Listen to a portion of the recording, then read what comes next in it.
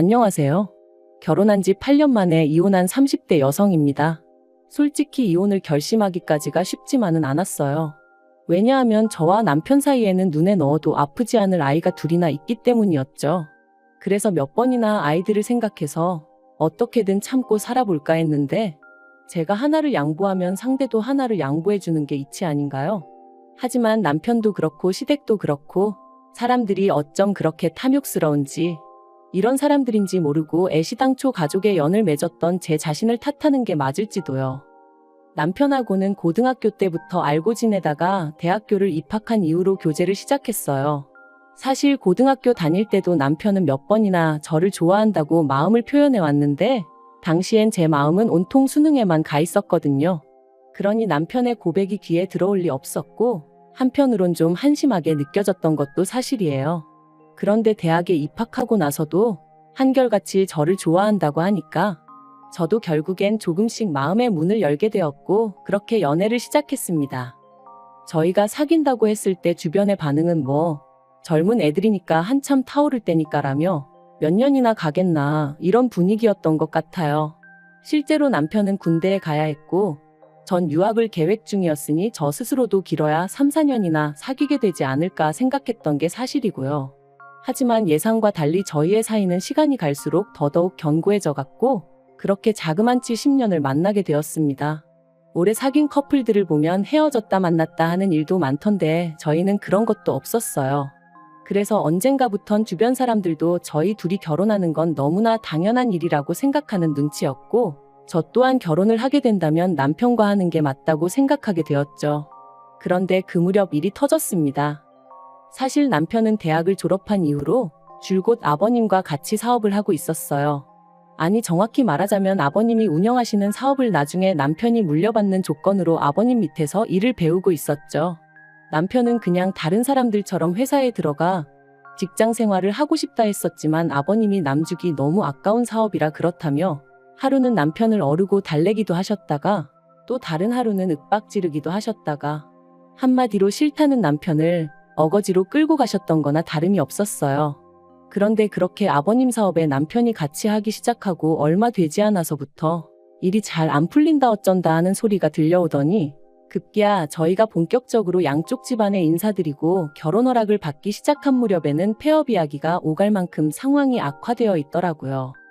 상황이 이렇다 보니 저는 남편에게 아버님 회사에서 나와 지금이라도 다른 회사를 알아보라고 조언했습니다. 하지만 남편은 자기까지 포기해버리면 아버님이 쓰러지실지도 모른다며 쉽게 결정을 내리지 못하더군요. 그리고 이런 모습을 저와 함께 옆에서 지켜보시던 친정부모님은 우유부단한 남편이 마음에 들지 않는다며 저에게 이 결혼을 꼭 해야 하겠냐 하셨습니다. 헤어지란 소리는 아니지만 그래도 일단은 상황을 지켜보자면서 말이죠. 제가 참으로 어리석었던 게 친정부모님은 사실 저를 생각해서 하신 말씀이셨고 이 세상에 저희 친정부모님보다 저를 더 생각해 줄 사람이 누가 있겠어요. 그런데 그때는 그런 건 생각도 못하고 그저 제가 남편과 얼마나 오랜 세월을 함께 했는지 뻔히 아시는 분들이 그렇게 말씀하신다는 그 사실 하나만 서운하게 느껴져서는 어찌나 친정부모님이 매정하고 독하게만 보이던지요. 뿐만 아니라 목이라도 났던 건지 이런 시기일수록 제가 남편 곁에서 힘이 돼줘야겠다 싶대요. 그래서 제가 남편과의 결혼을 허락해달라고 단식투쟁까지 시작했답니다. 돌이켜 생각해보면 정말 한심하기 짝이 없었어요. 그래서 결국 친정에서 1억 8천 주고 아파트 한 채를 해주셨습니다. 혼수는 전부 제가 모아뒀던 돈으로 해결했고요.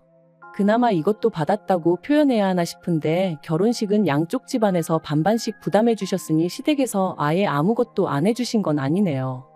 다만 친정부모님은 축의금은 저희 살림살이 사는데 보태라고 주셨고 시댁에선 남편 앞으로 들어온 축의금까지 싹 다 가져가셨어요. 그래도 이마저도 상황이 상황인 만큼 이해하려고 했습니다. 민망해하는 남편에게 별말하지 않았고 결혼 생활 내내 시부모님 앞에서 그때 그러셨잖아요. 하고 말 한마디 해본 적 없어요. 이제 와서 말이지만 저는 저 나름대로 100점짜리 며느리는 아니어도 어머님 아버님이 며느리 잘못 들였다고 타박하실 정도로 못난 며느리는 아니었다고 생각해요. 그런데 사람 마음이라는 게 다 저와 같을 순 없다더니 그래서 그런 건지 시작은 제가 첫째를 낳으면서였어요. 저는 임신 사실을 확인했을 때부터 아들이니 딸이니 그런 건 신경 쓰지 않았습니다. 그저 말 그대로 건강한 아이만 나와줬으면 했죠. 하지만 6개월이 넘어가면서 제가 묻지도 않았는데 의사 선생님께서 분홍색 옷을 준비하시면 되겠네요 라고 아이 성별에 대해 언지를 해주셨고, 저는 이 소식을 친정과 시댁 양가 모두에 알렸습니다. 그런데 양가의 반응이 정말 판이하게 달랐어요. 친정 부모님은 얼마나 귀엽겠냐 뭐 그런 이야기를 하셨다면, 시댁에서는 그래도 첫째는 아들이 나오는 게 좋다면서 저더러 노력을 해보라고 하셨는데 황당하더라고요. 아기 성별이 언제부터 엄마가 노력하면 달라지는 거였나 싶은 게. 그리고 역시나 의사 선생님 말씀대로 저는 딸아이를 낳았습니다. 그리고 그때부터 시부모님은 노골적으로 싫은 티를 내기 시작하셨어요. 20시간의 난상 끝에 제왕절개로 아이를 낳은 제가 산후조리원에서 돌아오기가 무섭게 둘째는 언제 가질 거냐면서 사람을 힘들게 하셨거든요. 그리고는 어차피 힘줘서 낳는 거 조금만 더 노력해보지 그랬냐는 말씀을 하시질 않나. 저희 딸아이를 향해서는 요만한 거 하나 달고 나왔으면 얼마나 좋았겠냐 하시질 않나. 솔직히 막말로 못 배우신 분들이 그러셨으면 오히려 그러려니 했을지도 모르겠습니다. 하지만 저희 시부모님 두 분 다 배울 만큼 배우신 분들이셨거든요. 그런데 그런 분들이 남들 눈을 피해서 노골적으로 손녀는 무시하고 있지도 않은 손자를 찾아대시니 환장할 노릇이대요. 그래서 저도 나중엔 너무 짜증이 나서 3억을 달라고 했습니다. 아들 낳아드리면 3억 달라고요. 그랬더니 시부모님이 네 자식 네가 낳는데 우리가 왜 돈을 주냐며 그건 또 아주 질색을 하시대요. 그러다 작년에 정말 어쩌다 그런 일이 생긴 건지 저도 모르겠습니다만 제가 임신을 했어요. 사실 저나 남편이 더는 아이 계획이 없다 생각하고 수술을 받고 그런 것은 아니었지만 그래도 둘째가 생길 거라곤 상상도 못했는데 서로가 너무 안일했던 탓이었겠죠. 아무튼 그래서 얼결에 둘째를 가졌습니다. 그리고 비록 계획한 임신은 아니었지만 그렇다고 지운다던가 그런 생각은 아예 해본 적이 없어요. 그래서 양가 부모님께 조심스레 제 임신 소식을 알리니 아니나 다를까 친정에서는 제 몸이 상할 것을 가장 먼저 걱정하셨습니다. 첫째 때도 워낙 고생 끝에 출산을 했었고 그때 이미 친정 부모님은 이러다 딸을 잃는 건 아닌가 그런 생각까지 드셨다고 했거든요. 그래서 사실 친정어머니는 아닌 게 아니라 저더러 둘째를 꼭 낳아야겠냐는 말씀도 하셨네요. 당신은 손주도 좋지만 당신 배 아파 낳은 제가 제일 중요하다며. 하지만 제가 괜찮다고 했어요.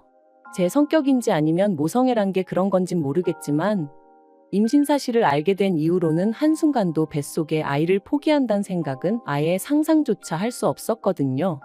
아무튼 반면에 시댁에서는 아니나 다를까 이번엔 아들이어야 한다는 말씀부터 하셨습니다.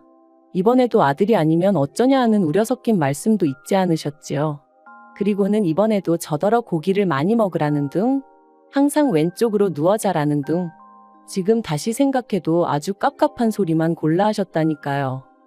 그리고 저는 다행이라고 해야 할지 올해 초 건강한 남자아이를 출산했습니다. 그러자 첫째 때와는 달리 시댁에서 정말 시쳇말로 좋아 죽으시더라고요. 이제 어디 가서 기죽을 일은 없겠다면서 이제 마음이 든든하다 하시면서 말이죠. 그리고는 기껏 덧붙이시기를 아마 첫째 때는 정성이 부족해서 딸을 낳았던 게 아닌가 싶다며 이것 보라고 간절히 바라면 다 이루어지는 법이라나요? 솔직히 듣는 내내 짜증나고 황당하고 어이가 없었지만 좋은 게 좋은 거다 생각하고 네네 하고 말았네요.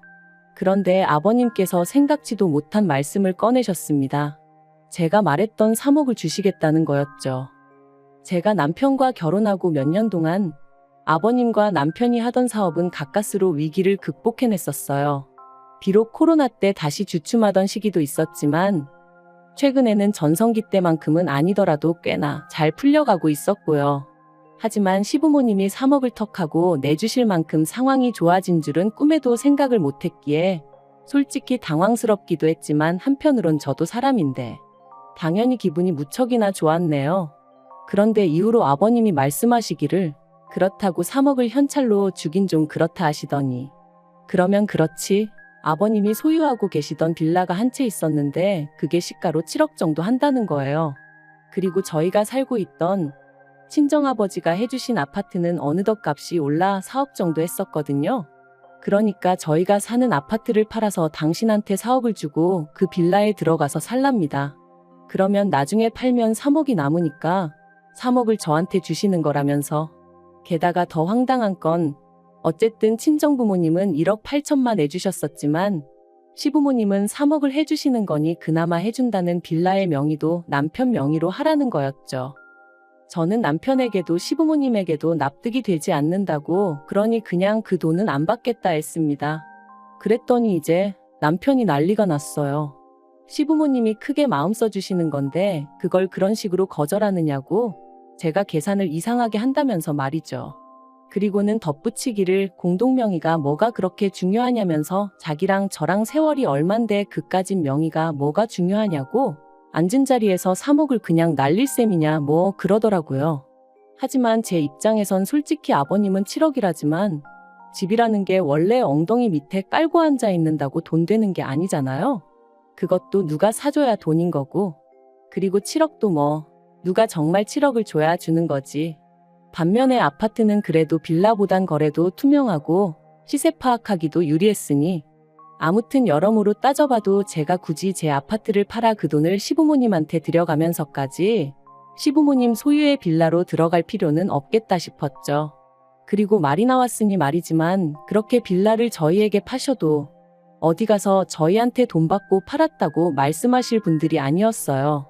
아마 어디 가서든 말 나오면 7억짜리 집을 저희에게 줬다 그렇게만 말씀하셨을 거예요. 안 봐도 뻔한 이야기였죠. 그래서 그냥 더는 설명할 이유도 없다 싶어 안 받을 거라고 했던 거고요. 그런데 남편은 그 돈이라고 해야 하나 집이라고 해야 하나 아무튼 도무지 포기할 수가 없는 모양이었습니다. 저를 어르고 달래도 보고 저한테 속상하다며 짜증도 내고, 사실 사업이 안 될 때는 아버님이 남편 월급을 몇 번이나 나중에 주겠다며 미루신 적도 있었고, 그래서 몇 달 동안 남편이 가져다주는 생활비는 구경도 못한 채 오로지 제가 번 돈으로 살아야 하는 순간도 있었지만 그래도 어찌저찌 잘 견뎌냈습니다. 저희 살림살이에 사사건건 간섭하려 드시는 것도, 또 언제 손자를 안겨줄 거냐는 구박 섞인 불평도 가까스로 잘 참아냈고요. 그런데 이제 와서 3억을 빌미라고 해야 하나. 아무튼 3억을 가지고 사람 기분을 있는 대로 잡쳐놓으니 더는 참을 수가 없었습니다. 그래서 한 번은 제발 좀 그만하라고 소리를 질렀더니 남편이 기껏 한다는 소리가 제가 다른 여자들에 비해 얼마나 대단한 일을 한 것도 아니고 남들 다 낳는 아들 한 번 실패하고 두 번째 겨우 낳은 거 아니냐며. 그런데도 어머님 아버님은 그걸로 저를 꾸짖기는커녕 오히려 돈을 주겠다 하시는데 저더러 그 와중에도 욕심을 내냐면서, 그렇게 욕심이 사나우면 애들이 뭘 보고 크겠냐대요. 그리고 저는 그런 남편의 마지막 말에 완전히 이성을 놓칠 뻔했어요. 그간 내가 한 이불 덮고 잔 남자가 이딴 사고방식이었다는 것도 소름 끼치고, 첫째를 실패작처럼 표현하는 게 혐오스럽기까지 했으니까요. 그래서 이때 처음 이런 남자를 내 아이들의 아버지로 두는 게 맞는 걸까? 차라리 이혼하고 혼자 키우는 게 애들한테도 더 도움이 되지 않을까 하는 생각이 다 들대요. 그렇게 하루가 멀다 하고 남편과 혹은 시부모님과 저는 말 그대로 싸움을 이어가야만 했습니다. 남들이 보기엔 어이가 없었을 테죠. 시부모님은 돈 준다 하고 며느리는 싫다고 하니, 오죽하면 제가 자꾸 아버님 빌라가 7억이라고 하시는데 그럼 차라리 그걸 팔아서 3억을 저를 주시면 깔끔하지 않냐 소리도 했었거든요. 그랬더니 그 빌라는 기다리면 뭐 재개발이 될 수도 있고 호재가 많다면서 그렇게는 안 된다던데.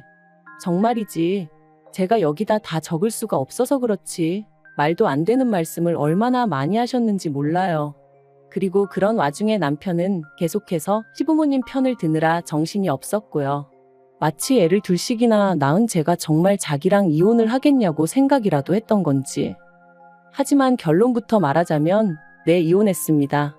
막상 이혼을 마음먹으니 참으로 사람 사는 게 이렇게 허무했나 싶을 만큼 모든 일이 일사천리로 진행되대요. 재산이나 마나 제가 결혼할 때 친정아버지가 제 명의로 해주신 아파트라 그건 뭐 남편이랑 나눌 이유가 전혀 없었고요. 아이들의 양육권 또한 마찬가지였어요. 저한테 이혼의 이유가 있던 것도 아니고 경제적 능력이 없는 것도 아니었으니 아무리 남편 쪽에서 고집을 피운들 아이들 둘 다 제가 맡게 되었거든요. 그리고 그제서야 시부모님이 좀 뭐랄까 앞불싸 싶으셨던 모양인데 버스 떠난 뒤에 손은 든다고 문 열어주나요? 요새 그러면 벌금이에요. 이혼 후에도 제 생활은 크게 달라진 바가 없었습니다. 굳이 꼽자면 친정부모님이 전보다 자주 왕래를 하며 아이들을 챙겨주신다는 거 정도였달까요? 그리고 남편은 저와 이혼 후 시댁으로 아예 들어가 살기로 했다고 소식을 전해왔습니다. 아주 저 보란듯이 아버님 사업을 자기가 세계 1등으로 만들 거라며 후회하게 만들어주겠다길래 꼭 그렇게 해달라 했어요.